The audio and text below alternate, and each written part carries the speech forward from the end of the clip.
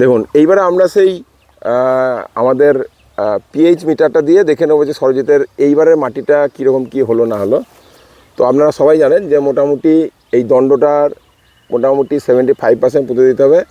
আর আগে যদি কোনো জায়গায় পোতা থাকে তাহলে পরিষ্কার করে নিতে হবে। সরজিৎ একটু পরিষ্কার করে দাও তো স্ট্যান্ডটাকে।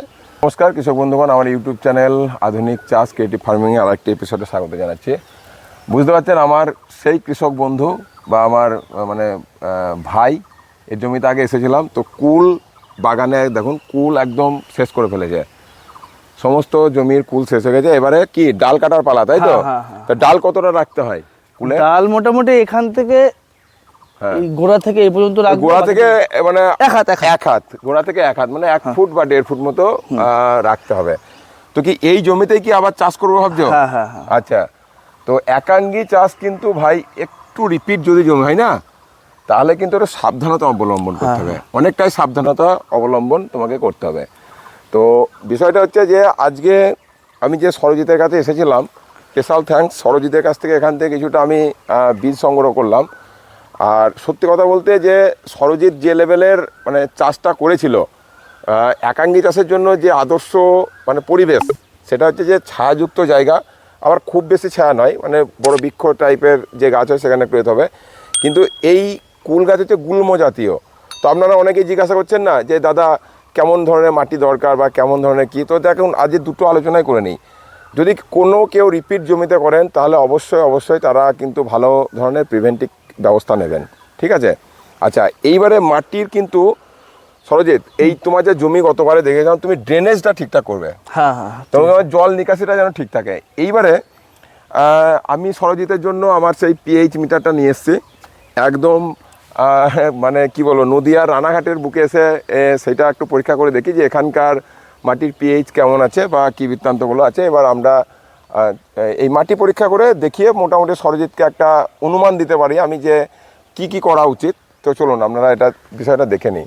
দেখুন এইখানে প্রথমে বিষয়টা হচ্ছে যে এই যে দেখুন লাইট মিডিলে যে ঘটা যে লাইট করবো পুরো পূর্ণ লাইট, মানে 2000 ফুল লাইট দেখা যায়। এবার তুমি একটু অন্ধকার করো, নিজে অন্ধকার করো একটু, দেখছেন এই যে লাইটে দেখুন মিটারটা কিন্তু চেঞ্জ হয়ে গেল। দেখুন আরও অন্ধকার করে দিলাম, দেখুন ভালো করে, এই যে পুরোপুরি অন্ধকার দেখুন 500 চলে আসলো। তার মানে কি এই লাইটটা এখন মোটামুটি ঠিক আছে। তার মানে কি এইখানে যদি কুল গাছ যেগুলো রয়েছে, এই কুল গাছের ছায়া পাবে, তাহলে এই গাছের ছায়া। এইবারে এখানে আমরা আর্দ্রতা ময়েশ্চারটা একটু দেখে নিই।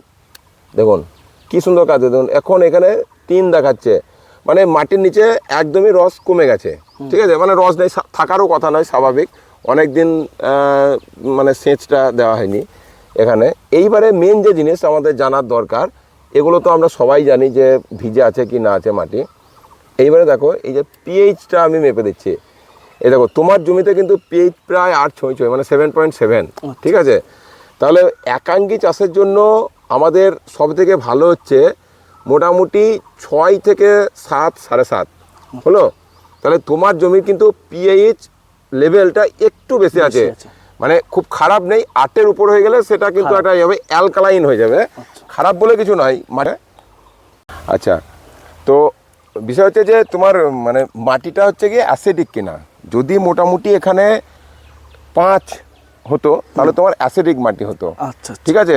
আর যেহেতু এটা 7.7, তাহলে তোমার একটু অ্যালকালাইন মাটি। তো এই মাটিতে তুমি কিন্তু খুব বেশি চুন প্রয়োগ করতে যাও না, বুঝলে তো? মানে চুন তুমি দিতে পারো বিঘা প্রতি হয়তো 1-2 কিলো দিতে পারো, না দিলেও হবে। তুমি চুন ব্যতীত অন্যান্য যে জিনিসগুলো থাকবে সেইগুলো তুমি বেশি করে প্রয়োগ করবে। এখানে তুমি মানে নিম খোল ব্যবহার করতে পারো, ঠিক আছে? তারপরে তুমি গবাদি পশুর সার যদি পর্যাপ্ত মানে পুরনো হতে হবে, ঠিক আছে, সেগুলো তুমি ব্যবহার করো। আচ্ছা, এই মাটিতে তোমার পর্যাপ্ত পরিমাণে তোমাকে সালফার দিতে হবে, ঠিক আছে?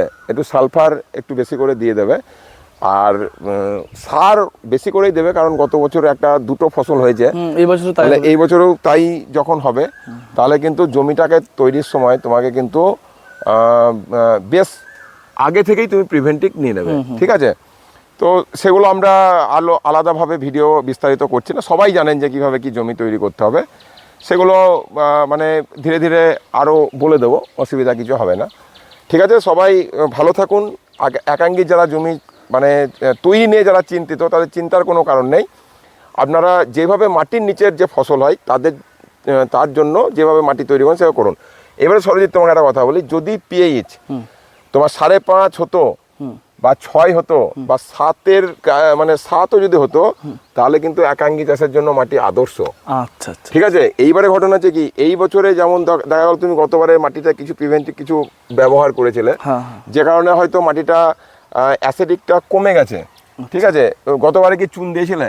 হ্যাঁ দিয়েছিলাম চুন অনেক, মানে ভালোই দিয়েছিলে। বিঘে প্রতি 2-3 কিলো করে দিয়েছি। আচ্ছা ঠিক আছে, তো ঘটনা হচ্ছে সেই ক্ষেত্রে তোমার এখানকার মাটি, যেমন আমার ওদিকের মাটিও কিন্তু এই 7.7 এরকম। ঠিক আছে, আমি এর আগের একটা ভিডিওতে দেখেছি আপনাদেরকে, পাশের জমির মাটি একরকম, আর আরেকটা মানে আমার জমিতে দেখা গেল পিএইচ লেভেলটা চেঞ্জ করে যাচ্ছে।